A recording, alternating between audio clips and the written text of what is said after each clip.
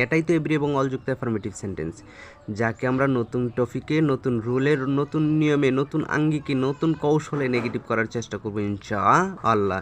চলো এই টপিকে কি বলা আছে আমরা দেখে নিই। এভরি অল বলে যাই দেয়ার ইজ নো তুই আই। এভরি অল চলে যাবে, দেয়ার ইজ নোকে তার জায়গায় বসিয়ে রাখবে। কাউন্টেবল নাউনের পরে বার্ড ছাড়া কি নেগেটিভ করা যায়? হ্যাঁ, কাউন্টেবল নাউনের পরে তো বার্ড ছাড়া নেগেটিভ করা যায় না এভরি এবং অল যুক্ত সেন্টেন্সকে। তাহলে চলো আমরা এক্সাম্পল দেখি। এক্সাম্পল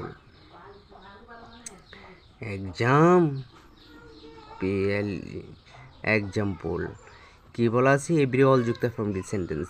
এভরি এভরি মাদার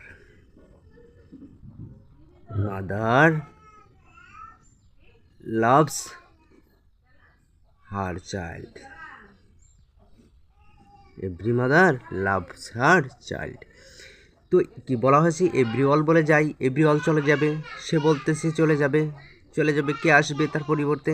তো সে চলে যাবে, যেহেতু দেয়ার ইজ নোকে ইনভাইট করলো যে দেয়ার ইজ নো তুই চলে আয়, আমি চলে যাব। তো এভরি চলে যাবে, দেয়ার ইজ নোকে ইনভাইট করলে এভরির পরিবর্তে দেয়ার ইজ নো আসবে। There is no. তারপরে কি বলা আছে? কাউন্টেবল নাউনের পরে বার্ড ছাড়া কি নেগেটিভ করা যায়? হ্যাঁ, যাই না তো। কাউন্টেবল নাউন হচ্ছে মাদার, আর এভরি কি? এভরি হচ্ছে ডিটারমিনার, মাদার হচ্ছে কাউন্টেবল নাউন। তারপরে কি করতে হবে? বার্ড যুক্ত করতে হবে। তাহলে আগে মাদার লিখে নিই।